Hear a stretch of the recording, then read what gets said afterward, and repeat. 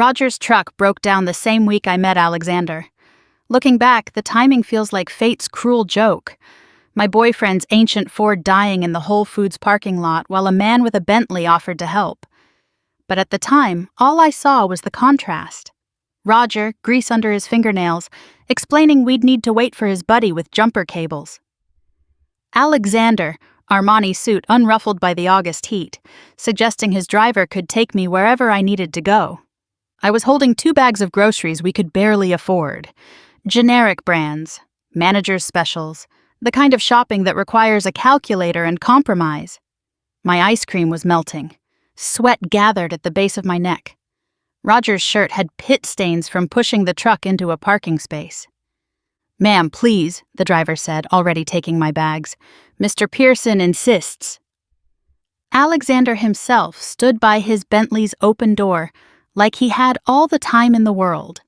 Like watching a couple struggle with a dead battery in 90-degree heat was entertainment. "That's kind of you," I said, "but my boyfriend's handling it." "Of course." Alexander handed me his business card anyway, fingers brushing mine.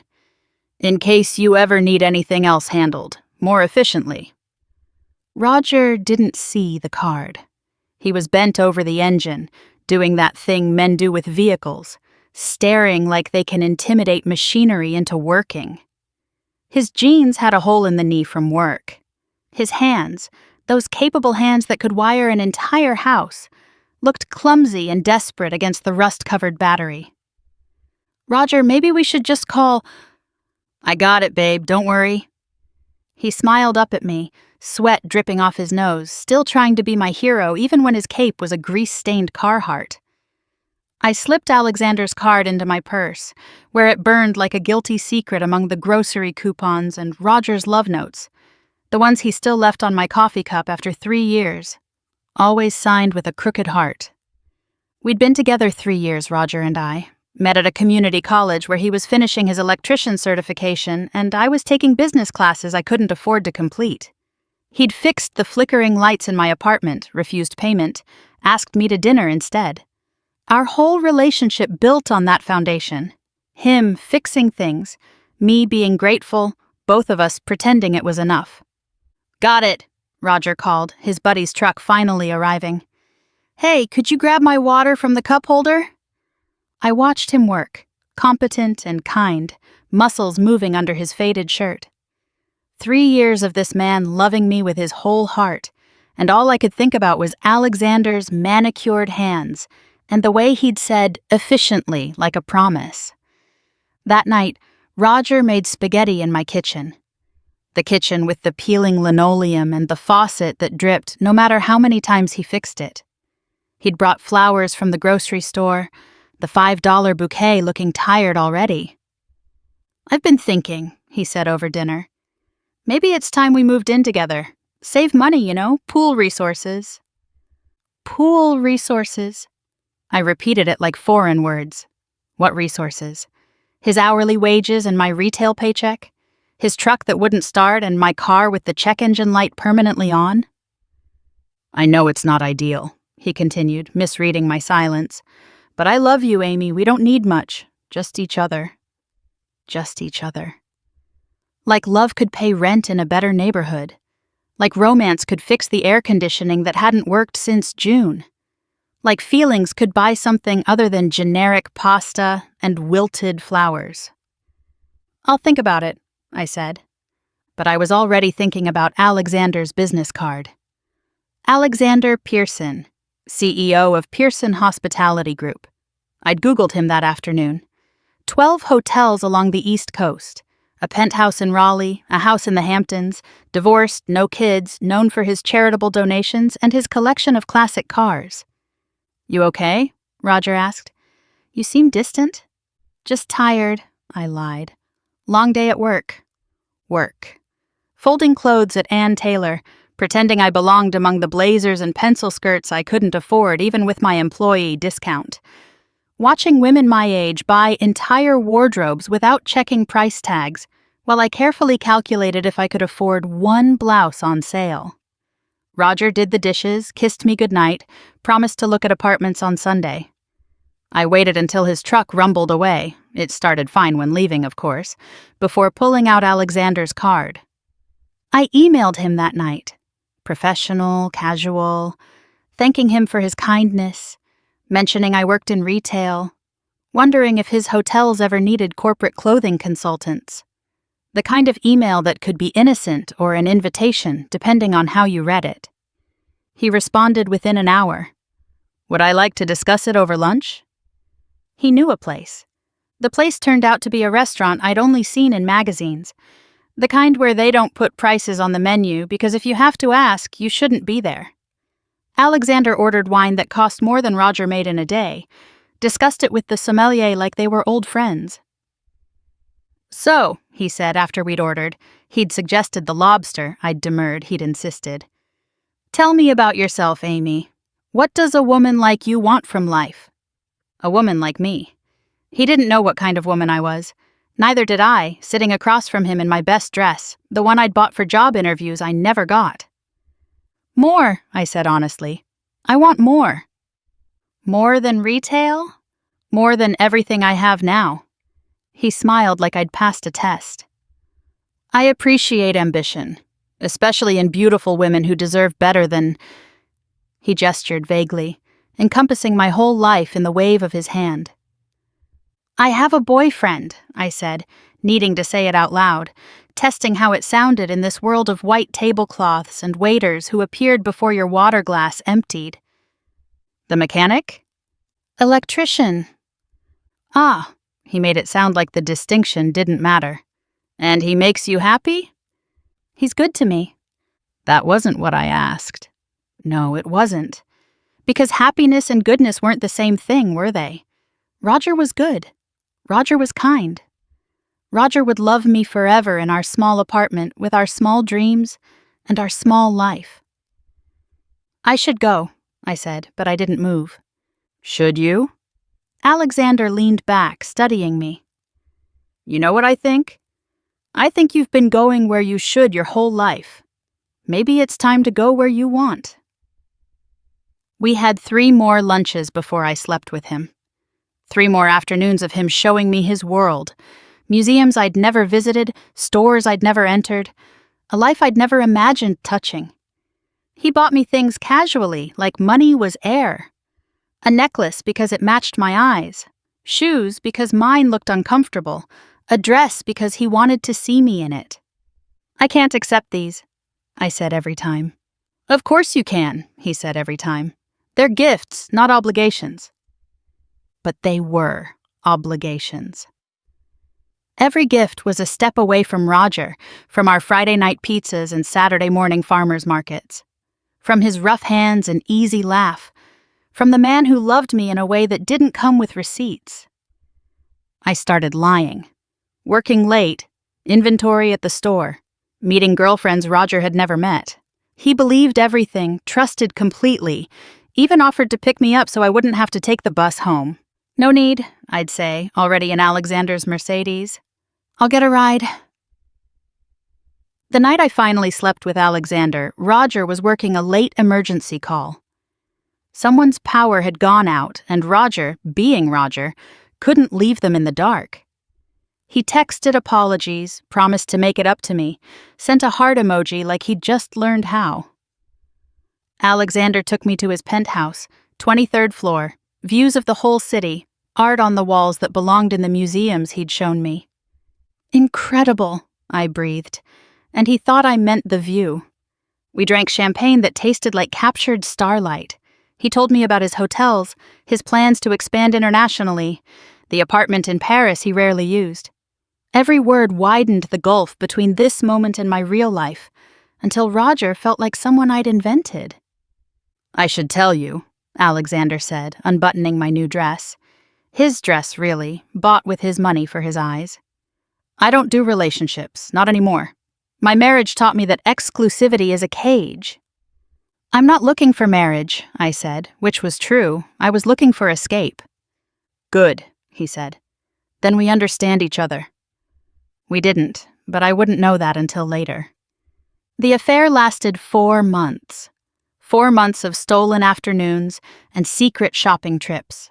Of Roger fixing things in my apartment while I wore jewelry he couldn't afford to buy. Of becoming someone I didn't recognize. A woman who lied without flinching, who expected doors to be opened and bills to be paid, who started sentences with "Alexander says," until Roger's face would close like a door. The worst part was how Roger tried to compete without knowing there was a competition. He'd bring home flowers from the supermarket, and I'd compare them to the orchids Alexander had delivered to my office. He'd plan date nights at the bowling alley where we'd had our second date, and I'd think about the opera box Alexander kept downtown. Roger would make love to me with the same tender attention he'd shown for 3 years, and I'd close my eyes and think about Egyptian cotton sheets and room service. "You're different," Roger said one night, after I'd complained about the restaurant he'd chosen for my birthday. The same Italian place we'd gone to every anniversary, where the owner knew our names and always brought free tiramisu. "I'm growing," I said, the therapy speak coming from one of Alexander's dinner party conversations. "People change, Roger. Maybe you should try it." The hurt in his eyes made me cruel. "What's wrong with who I am?"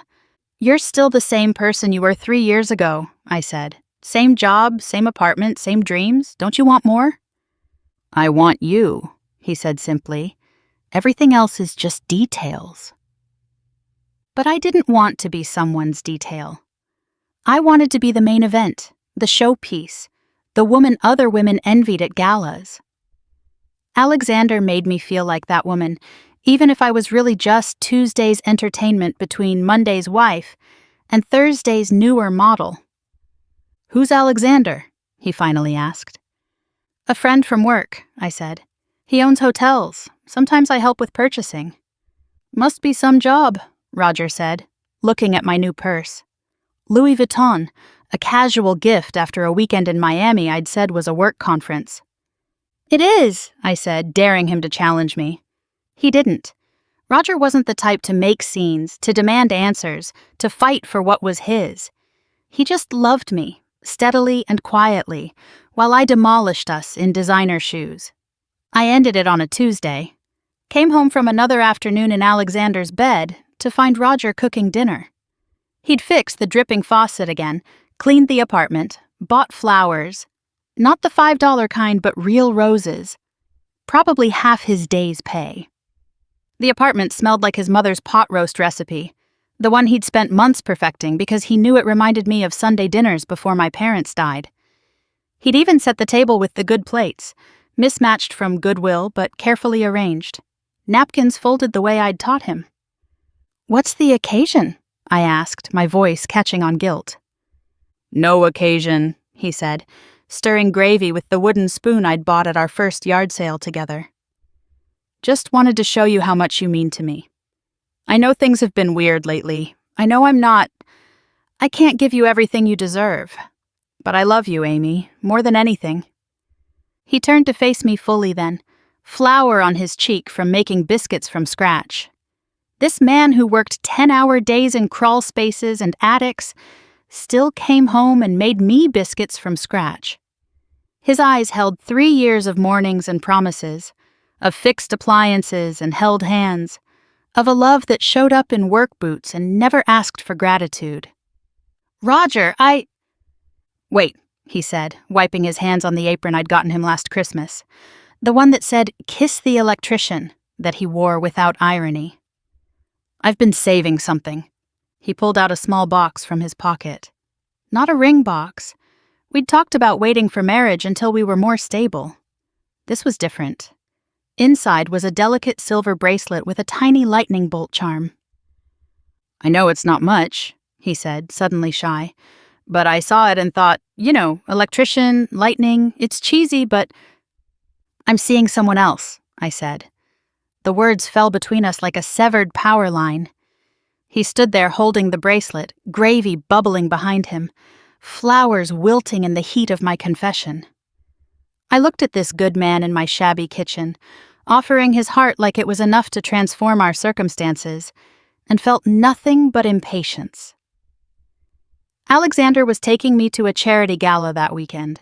I'd already bought the dress, or rather he had. Roger would be working, installing security lights at a warehouse. The contrast was too perfect, too damning. "I'm seeing someone else," I said into the silence. He turned off the stove, moving the pan aside as if dinner still mattered. "What?" "Alexander, the hotel owner. I've been seeing him for months." "Seeing him?" Roger repeated it like translation might help. "You mean—" "I mean everything," I said, cruel in my honesty. "I'm leaving you, Roger. I'm sorry." "For him? The rich guy?" "For a different life," I corrected, though we both knew that was semantics. He sat down heavily like I'd cut his strings. "Is it the money?" "It's everything," I said. "The places he takes me, the way he lives, the possibilities. I could—" "No," I cut him off. "You couldn't. You're a good man, Roger. But good isn't enough, not for me." He left that night with a single box of belongings. 3 years, and he fit into one box. He didn't fight, didn't beg, didn't even seem surprised. Just looked at me with those honest eyes and said, "I hope he makes you happy." "He does," I lied. Alexander laughed when I told him I'd left Roger. We were in his penthouse, celebrating another acquisition, a boutique hotel in Charleston. "Finally," he said. "I was wondering when you'd cut that anchor loose." "I can move in now," I said. "We can be together properly." His champagne glass paused halfway to his mouth. "Move in?" "Well, I can't afford my place alone, and since we're together, Amy." He set down his glass, his tone shifting to the one he used for difficult business calls. "I told you, I don't do relationships. Not like that. But I left him for you." "I didn't ask you to," he said simply. "You left him for you because you wanted more. I'm happy to provide that more. Dinners, trips, shopping. But cohabitation, commitment, that's not what this is." I stared at him, this man I'd destroyed my life for, and realized I'd traded a heart for a credit card. "Where am I supposed to live?" "I'll help with an apartment," he said, already calculating. "Something nice. Consider it a gift." A gift, like the necklaces and shoes and dinners. Like I was an expensive hobby, not a person who'd upended everything for him. He set me up in a 1-bedroom in a good building. Paid 6 months up front. Told me we'd reassess after that. I furnished it with his money, dressed in clothes he bought, became the kind of woman who fit into his world. Polished, available, undemanding. Roger had moved back to Burlington, his hometown. I knew because I'd stalked his Facebook, watched him rebuild without me. He looked the same but different. Like someone who'd survived something. Started his own electrical company. Posted pictures of work sites and sunrises, simple captions about gratitude and moving forward. Alexander and I continued for a year. A year of being his +1 at events, his companion on trips, his ornament when useful. I learned to be what he wanted. Witty at parties, silent during business calls, grateful always for his generous allowances. I became an expert at the role. Learned which fork to use at 5-star restaurants, how to make small talk with ambassadors' wives, the exact amount of interest to show in business conversations before male eyes glazed over. I could dress for a charity gala in 20 minutes, knew which designers photographed best, had opinions about wine regions and contemporary art. "You've transformed," Alexander said one night, appraising me like a successful investment. "When I met you, you were just potential. Now look at you." Just potential. The girl in the Whole Foods parking lot with melting ice cream and a boyfriend who loved her. That's all I'd been to him, raw material to be refined. "You're perfect," he'd say, and mean it the way you'd compliment a well-tailored suit. Perfect for what, though? For making his business rivals jealous? For decorating his arm at gallery openings? For warming his bed on the nights he didn't have younger options? I found out about the others gradually. A receipt for jewelry I never received. A woman's perfume in his car that wasn't mine. Texts that came late at night that made him smile the way he used to smile at me. "We're not exclusive," he'd remind me whenever I hinted at hurt. I've been very clear about that. Clear. Yes, he'd been clear. Like crystal, like ice, like the diamond earrings he gave me after each new indiscretion was discovered, until my jewelry box looked like a catalog of his betrayals. I convinced myself it was enough, convinced myself that living well was better than living loved, that Roger's devotion had been a cage, and this arrangement was freedom, that I was winning. Catherine was at the charity gala Alexander couldn't attend. A scheduling conflict, he said. I went alone, wearing the diamonds he'd given me for my birthday, making small talk with his business associates who all knew exactly what I was, the temporary one, the current one, the one before the next one. Catherine was serving champagne, 23 years old, working catering to pay for grad school, beautiful in that effortless way that doesn't need diamonds to shine. Columbia journalism program, she told me, dreams of being a foreign correspondent. I love your necklace, she said, and I heard myself at Whole Foods, impressed by Alexander's Bentley. Thank you, it was a gift. Lucky you, she smiled. From your husband? I touched the diamonds. No, my boyfriend. Boyfriend. The word felt like ash. Alexander had never called me his girlfriend. I was Amy or my companion, or sometimes just my date. Never anything that implied permanence or possession. Alexander Pearson, I added, watching her face. Oh. Recognition dawned. He hired me to work a private party last month. So charming. He asked for my number, but I don't date clients. Professional boundaries, you know? My champagne flute trembled. He asked for your number? When exactly? 3 weeks ago, the hotel launch in Raleigh. She looked stricken. Oh God, you're together. I'm so sorry I didn't, 3 weeks ago. When he'd said he was too busy to see me. When I'd spent the weekend in the apartment he paid for, wearing the lingerie he'd bought, waiting for a call that came Sunday night reeking of indifference. It's fine, I said, already knowing it wasn't. He asks for everyone's number. She escaped to other guests, but I watched her work the room, watched men notice her, watched Alexander's friends track her movements, watched my future serving drinks to my present. I confronted him that night. He didn't deny it. You're upset about a phone number I didn't get? You tried to get it, while we were together. We're not together, Amy. We have an arrangement. I thought you understood that. For a year, I've been, Been what? He sounded genuinely curious. Living in a nice apartment, wearing nice things, going to nice places? Yes, that's what you've been doing, what you wanted to do. I wanted you, I said, humiliating myself with honesty. No, he corrected. You wanted this. He gestured around his penthouse, at the life I'd sold mine for. I was just the way to get it. He was right. I'd wanted the life more than the man. But somewhere in that year of being his, I'd forgotten the distinction. Forgotten that I was a transaction, not a partner. Forgotten that men like Alexander don't trade up from wives to girlfriends.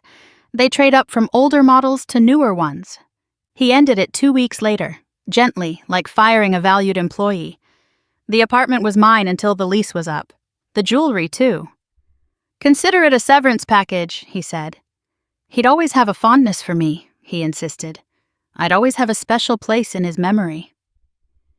Is there someone else? I asked, already knowing. There's always someone else, he said. That's the point of freedom. But I saw on Instagram later, Catherine at a hotel opening, wearing a necklace like mine, but newer, standing where I used to stand. 23 to my 31. Grad student to my retail refugee, future to my past. I sold everything he'd given me. Covered rent for a while, but not forever. Got a job at a different store, a cheaper apartment, a life that looked like my old one, but lonelier. No Roger fixing things. No Alexander buying them. Just me and my choices and the understanding that I'd paid gold prices for costume jewelry. Roger married last year. A teacher from Burlington. Pretty in an uncomplicated way. The kind of woman who probably thinks $5 flowers are romantic. Their wedding photos showed a backyard ceremony, simple and joyful. Mason jar centerpieces, string lights, his mother's wedding dress altered to fit his bride. He built her a greenhouse for a wedding present. I recognized his handiwork, remembered how he'd talked about building me one someday. In the photos, she's crying happy tears, touching the glass walls like they're precious, while he stands beside her in his one good suit, looking at her like she's given him the world by accepting his gift. Roger got married, I told the empty apartment, scrolling through their photos on my phone. The teacher, Miranda, had posted a long caption about finding someone who sees your dreams and builds them with his own hands. About love being in the details, the small daily kindnesses. The man who learns your coffee order and never gets it wrong. I knew that coffee order devotion. Roger had brought me mine every morning for 3 years. Medium roast, 1 sugar, splash of cream in my favorite mug, even when all the others were clean. I wondered if he brought Miranda hers now, if she appreciated it more than I had. Their honeymoon was a road trip to national parks. Not Europe, not tropical beaches, just them, and his finally reliable truck and a cooler full of sandwiches. She posted photos of them hiking, camping, Roger pointing out constellations she pretended to see. The same trip he'd planned for us, the one I'd postponed indefinitely because Alexander might need me for a weekend in the Hamptons. Someday had been our favorite word. Someday we'd travel. Someday we'd have the big wedding. Someday when things were better, when we had more. I'd thrown away all our somedays for Alexander's right nows, not understanding that right now is just another word for temporary. I closed Facebook and opened my banking app, $800 until payday. The necklace from Alexander would fetch at least $10,000, but I'd already sold all the valuable pieces. All that was left was costume jewelry from his careless phase, when I'd stopped being worth real diamonds. Alexander's with someone new now, too. Barely 22, an intern at one of his hotels. The cycle continues, and somewhere there's another woman like me, convinced she's different, special, worth breaking patterns for. Convinced that her youth and beauty are currency that won't depreciate. She'll learn. They all do. That men who buy women don't value them. That being chosen for your price tag means being replaced when something newer comes in. That Roger's truck breaking down outside Whole Foods wasn't fate. It was a test. And I failed it.